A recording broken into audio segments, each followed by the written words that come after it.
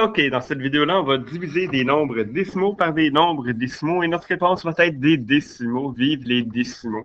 Je vais te montrer deux problèmes. Donc, le premier, tu vas dire, ben monsieur, c'est trop facile que tu me montres ce problème-là. J'aimerais ça en avoir un plus difficile. Et vraiment, l'autre, il va être vraiment là, très épeurant.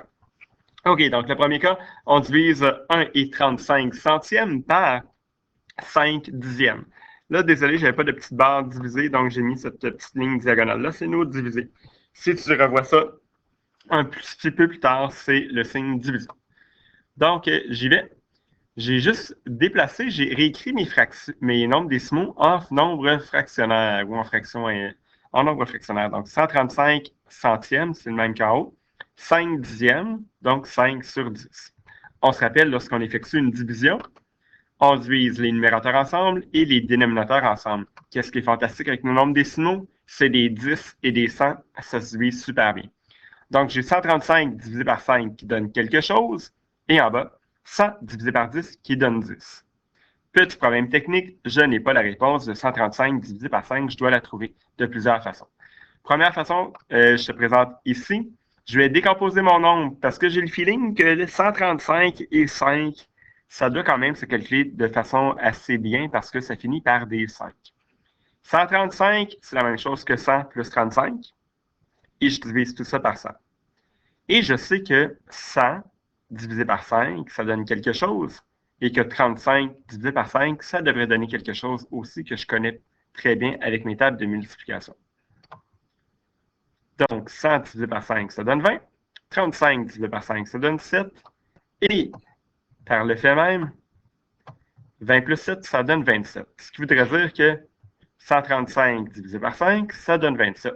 Pour le vérifier, 25 fois 5, donc 5 fois 7, ça fait 35. 5 fois 20, ça fait 100. 100 plus 35, 135. Donc, est-ce que j'ai terminé? Loin de là. Le 27 que j'ai ici, il s'en va là. Donc, ma solution, j'ai 27 dixièmes. Est-ce que 27 dixièmes, c'est un nombre décimal? Pas vraiment. J'ai dit une fraction. 27 dixièmes en nombre décimal. 2 et 7 dixièmes. Donc, 2 et 7 dixièmes. Là, tu dis, ben oui, monsieur, évidemment, tu as fait un problème super facile. Bon, regarde bien ça. Allons-y avec un autre. Allons-y avec 5 et 671 millièmes divisé par 1 et 4 dixièmes. Je vais avec le même procédé, je les mets en nombre fractionnaire. Donc, 5671 divisé par 1000 et 14 dixièmes. Là, tu te dis, mais pourquoi encore on fait ça? Mais le but, c'est de ne pas avoir à diviser avec des nombres décimaux. Je vais avoir à diviser 5671 par 14. Ça risque d'être vraiment laid, je te l'accorde. Mais 1000 divisé par 10, c'est vraiment cool, ça donne 100. Là, il te reste à faire quoi? Il te reste à calculer cette affaire-là. Donc, 5671 divisé par 14. Donc, pour faire cette division-là, je vais aller vraiment utiliser l'algorithme traditionnel parce qu'aller décomposer 5671, ça fonctionnerait, mais ça ne me tente pas. Donc, je veux être un petit robot pour faire cette division-là. Donc, allons-y. On cherche combien de fois 14 rentre dans 5671. Et je ne connais pas ma table de 14 par cœur et toi, sûrement non plus. Donc, allons-y par des petits morceaux. Je sais que 3 fois 14, ça donne 42, mais 300 fois 14, ça donne 4200. Là, tu vas dire, ouais, ben monsieur, pourquoi tu fais ça? Ben, pourquoi que je fais ça? Ben, je suis certain que 14, ça rentre au moins 300 fois. Donc, 5671, j'ai enlevé 300 groupes, donc, qui va me donner 300 fois 14, 4200. Donc, 1 moins 0, 1, 7 moins 0, 7, 6 moins 2, 4, 5, milliers moins 4 milliers, 1. Donc, il me reste 1471. Wow, c'est cool! 1471, je suis certain que 14, ça rentre là-dedans 100 fois. Donc, 100 fois 14, ça se fait bien, c'est 1400. 1471, donc mon restant, moins 1400, il me reste 71. Super. Oh, est-ce que 14 rentre dans 71? Oui! OK, là, tu peux prendre ton agenda, regarder ta table de 14. Ben, 5 fois 14, ça donne 70, parce que 14 rentre 5 fois dans 70. Donc, il me restait 71, j'ai fait 5 groupes, il m'en reste 71 moins 70, il me reste 1. Là, tu te dis, ben super, j'ai ma réponse, c'est 300 plus 100 plus 5, donc 405, il reste 1 quatorzième.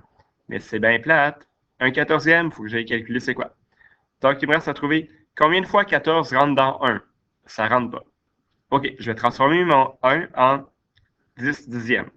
Combien de fois est-ce que 14 rentre dans 10 dixièmes? Ça ne rentre pas. C'est pour ça ici que je transforme en 100 centièmes. Combien de fois est-ce que 14 rentre dans 100?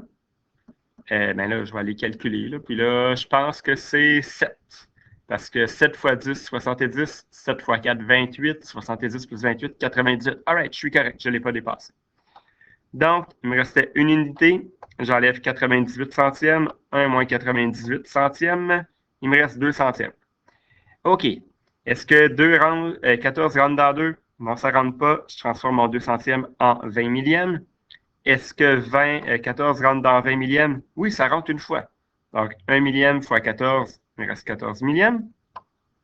J'enlève 14 millièmes, donc 20 millièmes moins 14 millièmes, il me reste 6 millièmes. Donc, j'arrête là, je ne vais pas continuer, sinon je serai là comme jusqu'à la fin des temps, je crois, pour cette division-là. Ma réponse, c'est toute la colonne à droite. Le 300, le 100, le 5, ça fait 300 et 405. Oups. Plus, donc 405 plus 0,71. 405,0, il n'y avait pas de dixième, j'ai 7 centièmes et 1 millième. Est-ce que j'ai terminé? Non! C'était juste une étape temporaire. Ça, c'était le résultat de 5671 divisé par 14. Donc, 405,71 millièmes divisé par 100. Lorsque je divise un nombre par 100, qu'est-ce qui se passe? Le chiffre va devenir plus petit. Donc, la virgule va tasser de 2 coches. Donc, était ici, je divise par 100, 1 et 2. Je me ramasse avec 4 et 51 millièmes. Est-ce que ça a de l'allure? 5 divisé par 1, qui donne quelque chose proche de 4, moi, je trouve que ça a bien d'allure. Donc, 4,051 millièmes.